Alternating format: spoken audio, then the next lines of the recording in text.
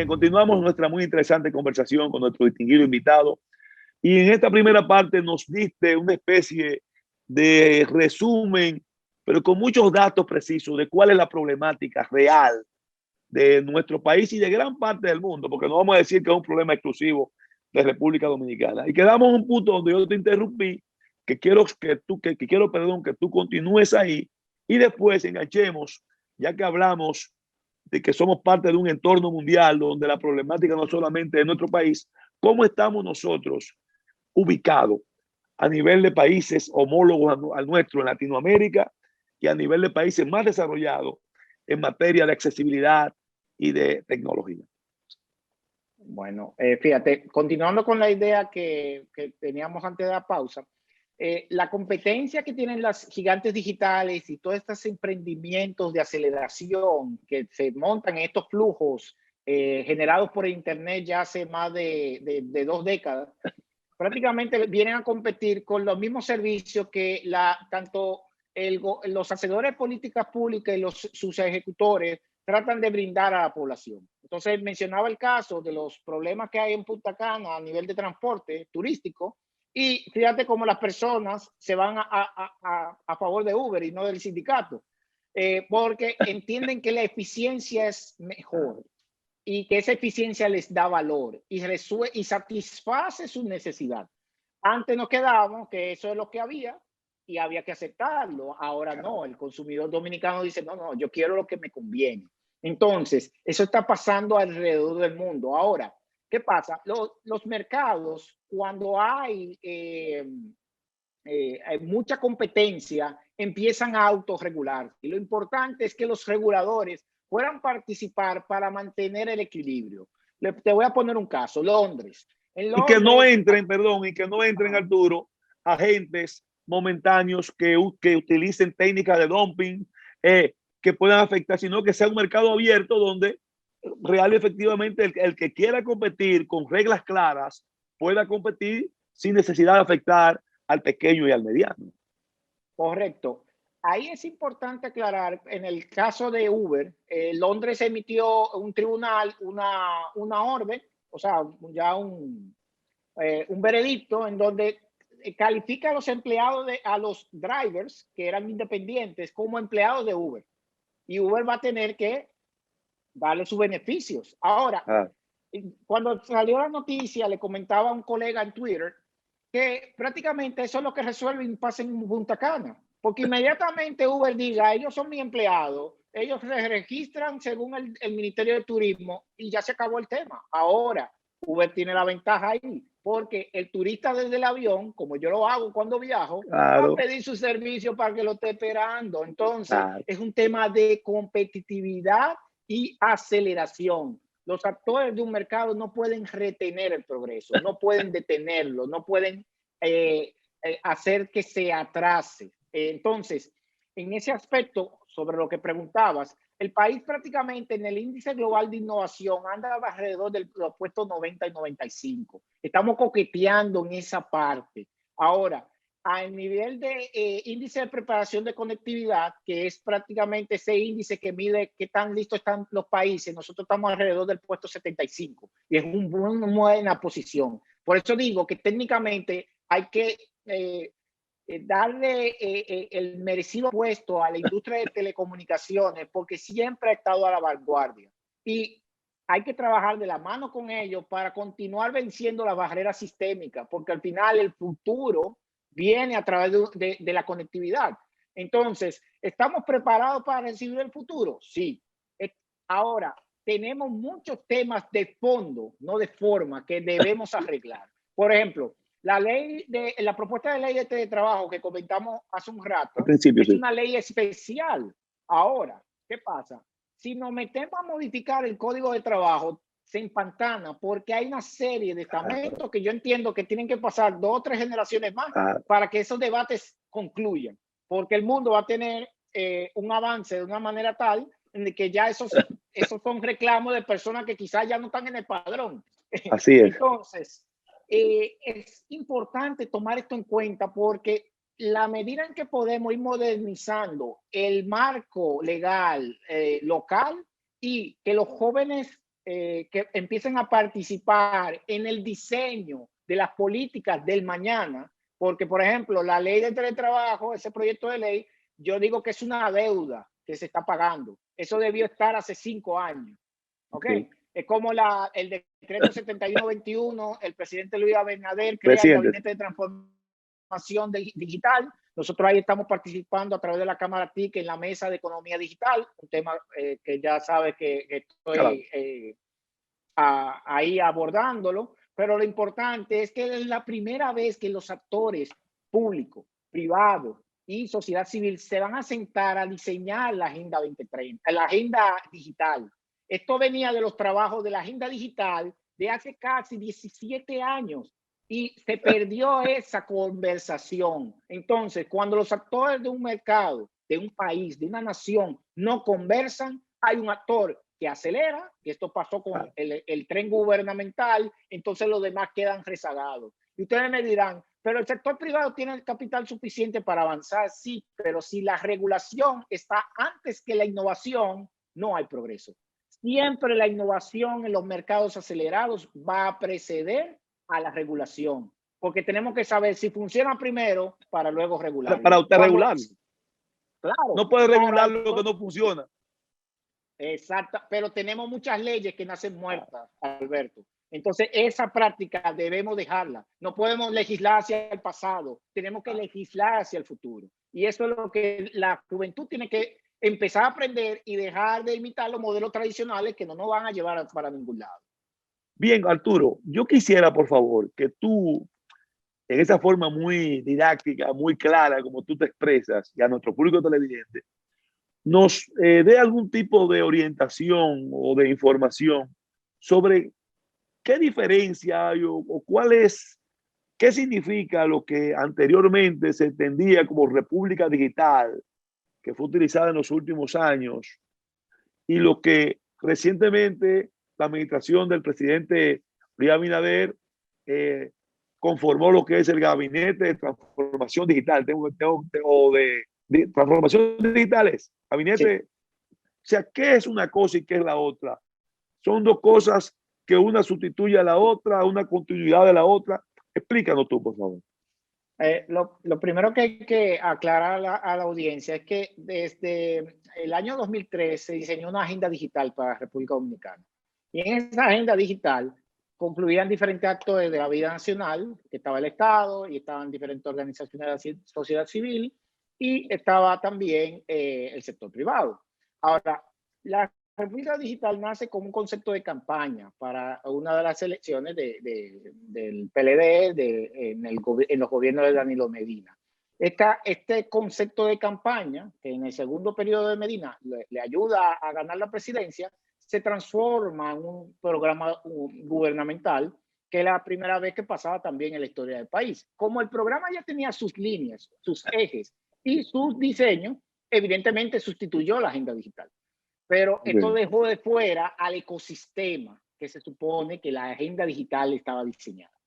El decreto 7121 emitido por la presidencia lo que viene a traer este espacio de nuevo y se le llama Gabinete de Transformación Digital porque es lo que necesita el Estado actualmente, transformar sus flujos para que cosas tan simples como el nombre de las provincias, los municipios, las cabeceras de municipios, los parajes, etc., esté disponible en base de datos para que un programador pueda poner un sistema. Ahora mismo se copian de un programa a otro porque hay listas que programadores a nivel privado han podido hacerlo, pero no hay fuentes de datos oficial. Para decirte un datito que nos hace trabajar a todos en lo mismo cuando deberíamos estar diseñando una cadena de articulación digital o una cadena de valor digital. Entonces, creemos que es una deuda que, y así lo expresé en diferentes medios en su momento, una deuda que está pagando esta administración con el país para volvernos a donde estábamos y continuar con un pivote entendiendo los retos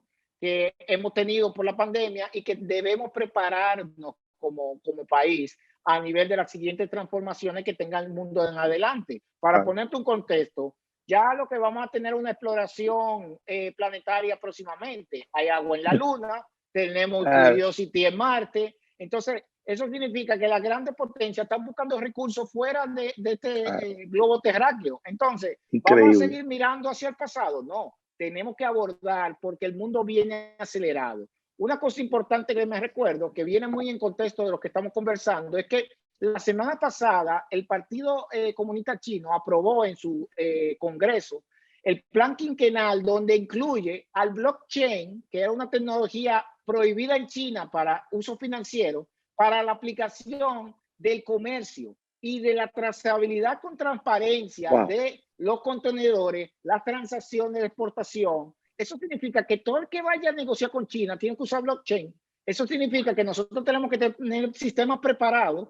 Fíjate la aceleración que ha tenido el proceso de exportación, aduana y todo ese ecosistema, que ahora tú lo ves como que está corriendo y tú dices, ¿qué es lo que pasa? No, es que el mundo necesita correr ahora. Estábamos caminando y ahora necesitamos montarnos en esa aceleración tecnológica, pero no hacemos nada que el proceso de exportación esté acelerado si lo demás está caminando entonces de una manera más lenta. Entonces, entiendo que el gabinete viene a cumplir esa función, viene a aportar un espacio de discusión con los actores que están en el encadenamiento digital nacional y al mismo tiempo tratar de subsanar estas problemáticas que mencionaba hace un rato sobre estas leyes que necesitan actualizarse, y este es el mejor lugar para buscar cómo es que vamos a empezar a modernizar y de una vez por todas acelerar la economía nacional. ¿Crees tú, Arturo, y quizás no tiene que contestarme si crees que no, que esta situación de geopolítica entre dos grandes gigantes que de una forma u otra controlan el mundo en la actualidad, uno que es nuestro socio principal, que son los Estados Unidos de América, y el otro, lógicamente, que ha venido a un ritmo de aceleramiento mucho mayor, quizás y sin el quizás, que es nuestro principal socio comercial, y donde evidentemente o aparentemente, pues yo diría que aparentemente se da una situación de un conflicto de intereses fuerte entre esas dos potencias, China y Estados Unidos, y muchos países que estamos en el medio, que de una forma u otra tenemos un vínculo mucho más, vamos a decir, cercano con nuestro aliado directo, que es Estados Unidos de América, pero no dejamos de tener un vínculo importante con ese monstruo asiático, que para muestra vale un botón. Solamente hay que hablar ahora, para salir un poquito del tema, del caso de las vacunas. Solamente, oye, quizás y sin el quizás, y lo he usado varias veces, ha sido un ingrediente que ha atenuado, no se sabe en qué porcentaje, la ansiedad del pueblo dominicano, la oportunidad que se pudo lograr. ¿Cuál es tu opinión en ese sentido, si quieres tocar ese tema? Mira, en el Listín Diario en 2019 escribí una serie sobre la política y la estrategia de China llamada Made in China, hecho en China, donde buscaba potenciar a esa nación como uno de los más grandes productores globales. Y antes de que llegara la pandemia, lo habían logrado con la aceleración tecnológica. Y en ese momento decía, hay un tema geopolítico, pero no podemos perdernos en las ramas. Y es por lo siguiente. Ahora mismo, por ejemplo, con el bloqueo y que Biden no ha soltado la bota del cuello de las restricciones, hay que tomar en cuenta que hay mucha tecnología que China provee que no ha sido bloqueada. Lo que pasa es que la falta de control, aquí es donde viene un punto fundamental. Innovación, de nuevo, regulación. La innovación está pasando demasiado rápido que los actores de regulación no podían traquearlo. Y no solo pasó con China, pasó con los gigantes en territorio norteamericano. Pasó con los gigantes a nivel fiscal, que Obama lo arregló luego. Espérense, no se me vayan a Irlanda y cobren por allá y no me paguen impuestos. Vengan para acá. Entonces, vamos a decir que esa falta de acompañamiento a la par que mencionaba ahorita, refiriéndome al Gabinete de Transformación Digital, le pasó a Estados Unidos. Y evidentemente ellos lo que están poniendo es orden a la casa. Mi recomendación para el país a nivel de relaciones de comercio es no generar tensión con nuestros aliados naturales, porque son los que más cerca tenemos, pero sin perder en cuenta que debemos entender, y ahí es donde entra el sector tecnológico con el entendimiento de los componentes que llevan cada elemento de innovación en el mundo, y es que muchas cosas que pueden estar fabricadas en Estados Unidos tienen algo chino. Entonces, hay una manera de negociar y comparar, pero también al mismo tiempo debemos nosotros empezar a construir capacidades propias, porque en un momento de tensión hay una escasez y en la escasez los sectores como el tecnológico, que dependen de que todo se trae, porque no creamos nada, entonces somos más debilitados. Hay un proyecto ahora mismo, para ponerte un ejemplo, en el parque cibernético, en De donde está ensamblar. de ensamblar. Eso es una buena iniciativa. ¿Por qué? Porque podemos reciclar todo lo que está aquí y producir equipos de ensamblar, equipos de gama baja. Estamos preparados para eso, Arturo, realmente. Sí, esta empresa que se presentó hace una semana tiene las capacidades y lo está haciendo hace mucho tiempo, pero para exportar. Entonces, lo que se está haciendo es consumir esto. Siempre hay que generar un submercado a través del reciclaje de los instrumentos electrónicos, porque la tecnología que no nos sirve a nosotros, como un iPad que quizás tiene 2 versiones para atrás, le sirve a un niño para ver una clase y no hay que comprar un equipo caro. Lo que hay que tener en cuenta es que no puede existir un solo proveedor, tiene que armarse un ecosistema con un plan de reciclaje nacional de componentes para que exista entonces un libre mercado en esa parte. Entonces hay que diseñar las cosas bien. Yo creo que hay muchos ejemplos ahí que podemos entonces acelerar y generar empleo, dinamismo y también protegernos, porque con la pandemia se generó 2 problemas. Escasez de los computadores, tú ibas a comprar un computador y no había cierto modelo porque todo el mundo salió a comprar, y ahora con la avalancha de vehículos eléctricos y fabricantes de vehículos comprando microprocesadores, hay escasez de microprocesadores. Por tanto, mi recomendación es cuide, sin querer hacer algún tipo de infundirles temor, es cuide su computador, porque el mundo está girando diferente y va muy rápido. Entonces, los recursos tecnológicos ahora hay que cuidarlos y creo que en algún momento vamos a tener que retomar esa informática de hace unos años atrás, que era basada en la eficiencia de la memoria y de los recursos del computador. Entonces, esto va a chocar muy fuerte con la era de multimedia ahora, que exige equipos cada vez más poderosos, porque en la medida que no se puedan fabricar más, vamos a tener que entonces regular cómo vamos a consumir más eficientemente los contenidos y las actividades que realizamos en nuestros equipos. Sí, lo importante, Arturo, que tú acabas de señalar algo que es comprensible, que no es que vamos a pretender que nos vamos a instalar como nación en la capacidad de ofrecer equipos tecnológicos de última gama, pero sí podemos hacer cosas para satisfacer necesidades, como tú señalaste, de nuestros niños, adolescentes, que no necesitan quizás algo tan ultra para desarrollarse en la parte del sistema educativo, en la parte incluso hasta de trabajo. Pero porque tú más que nadie sabes que el bombardeo, aún a pesar de lo que tú señalas, que esta pandemia ha provocado un incremento en la demanda tan grande que, y si le agregamos lo que tú señalaste ahora, los vehículos eléctricos, que todo tecnológico también ahora, que ahí se fue, ahí entra ya un paquete inmenso ahora de crecimiento en demanda en esa área. No menos cierto es que se nos mantiene bombardeándonos cada día más con un celular, con mucho más funciones, con un iPad con mucho más funciones, con una laptop con mucho más cosas. Pero tú no acabas de decir algo que quizás eso, tú entiendes que eso se va como a contener un poco ahora con esta pandemia por este crecimiento de la demanda, ese cambio permanente que todos los consumidores recibimos como bombardeo, que queremos irnos a otra cosa más. Si debe haber una cultura de cambio en ese sentido. Eso yo quiero, aparte de otras cosas que vamos a hablar ya en la última parte de nuestra conversación, después de esta segunda y última pausa, de apenas un par de minutos.